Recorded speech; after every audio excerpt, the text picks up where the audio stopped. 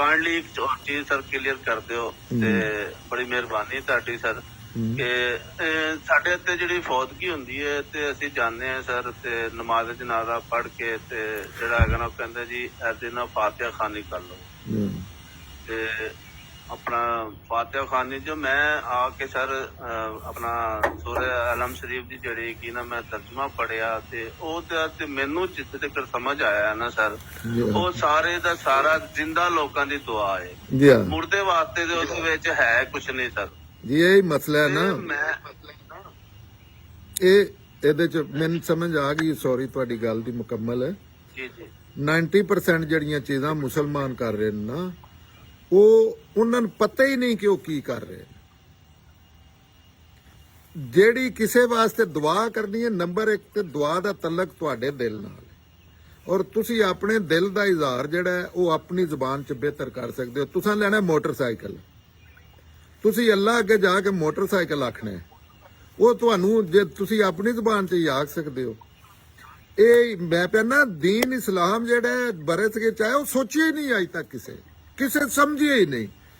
ਅੱਛਾ 90% ਚੀਜ਼ਾਂ ਉਹ ਇਲਮ ਅਕਲ ਦੇ ਖਿਲਾਫ ਕਰ ਰਹੇ ਨੇ ਜ਼ਿਆਦਾ ਜਿਹੜੀਆਂ ਚੀਜ਼ਾਂ ਨਹੀਂ ਸਾਡੇ ਤੇ ਇਸਲਾਮ ਜਿਹੜਾ ਲਾਗੂ ਹੋਇਆ ਜਿਹੜਾ ਬੱਚਾ ਪੈਦਾ ਹੁੰਦਾ ਤੇ ਮੌਲਵੀ ਦੇ ਕਬਜ਼ੇ 'ਚ ਆ ਜਾਂਦਾ ਤੇ ਮਰਨ ਤੋਂ ਬਾਅਦ ਵੀ 10 ਸਾਲ ਉਹ ਮੌਲਵੀ ਉਹਦੀਆਂ ਫੀਸਾਂ ਲੈਂਦਾ ਰਹਿੰਦਾ ਉਹਨੂੰ ਬਖਸ਼ਾਉਣ ਦੀਆਂ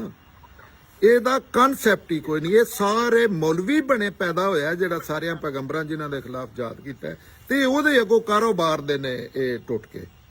ਇਹਦਾ ਕੋਈ ਤਲਕ ਨਹੀਂ ਕਿਉਂਕਿ ਦੁਆ ਕਿਸੇ ਮਈਤ ਵਾਸਤੇ ਕਰਨੀ ਹੈ ਉਹ ਤੇ ਤੁਸੀਂ ਕਰਨੀ ਹੈ ਉਹਦੇ ਚ ਕੀ ਚੀਜ਼ ਹੁਣ ਤੁਸੀਂ ਅੰਦਾਜ਼ਾ ਕਰਿਓ ਮੈਂ ਅਗਲੇ ਦਿਨ ਨਾ ਕਬੱਡੀ ਮੈਚ ਵੇਖ ਰਿਹਾ ਸੀ ਆਦਲ ਸਾਹਿਬ ਜੀ ਜੀ ਮੈਂ ਸੁਣ ਰਿਹਾ ਸਰ ਉੱਥੇ ਇੰਨਾ ਕਰਾਊਡ ਤੇ ਉੱਥੇ ਖਿਲਾੜੀ ਨੂੰ ਸੱਟ ਲੱਗ ਗਈ ਕਬੱਡੀ ਚ ਤਾਂ ਜਿਹੜਾ ਅਨਾਉਂਸਰ ਹੈ ਉਹ ਪਤਾ ਕੀ ਪਿਆਂਦਾ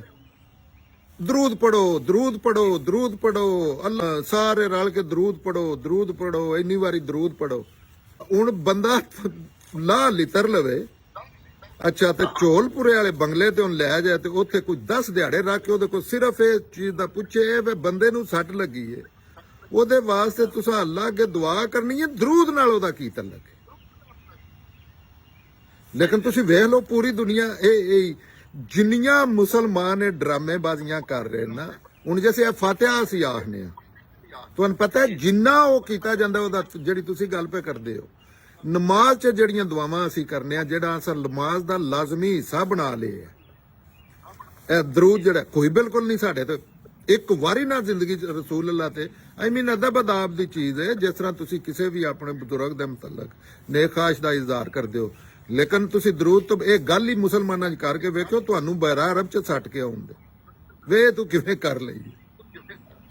ਹਾਲਾਂਕਿ ਉਹਦਾ ਕੋਈ ਮੁੱਢ ਪੈਰ ਇਹਨਾਂ ਚੀਜ਼ਾਂ ਦਾ ਨਹੀਂ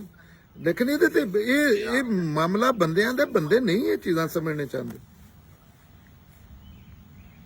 ਤੁਸੀਂ ਪੈਂਦੇ ਹੋ ਨਾ ਇਹ ਦੁਆਵਾਂ ਮੌਲਵੀ ਨਾਂ ਦੀ ਇਸਲਾਮ 'ਚ ਆਦਲ ਭਾਈ ਕੋਈ ਚੀਜ਼ ਸਾਬਤ ਕਰ ਦੇ ਇਹ ਜਿਹੜੇ ਨਹੀਂ ਜਿਨ੍ਹਾਂ ਸਾਡੇ ਤੇ ਗਲਬਾ ਕੀਤੀ ਹੈ ਸਰ ਇਹੀ ਤੇ ਮੈਂ ਆਖਣਾ ਤੇ ਉਹ ਅੱਗੋਂ ਅੱਛਾ ਇੱਕ ਸੈਕਿੰਡ ਜੇ ਇਹਨਾਂ ਗੱਲਾਂ ਦੀ ਤੁਹਾਨੂੰ ਸਮਝ ਆ ਜਾਏ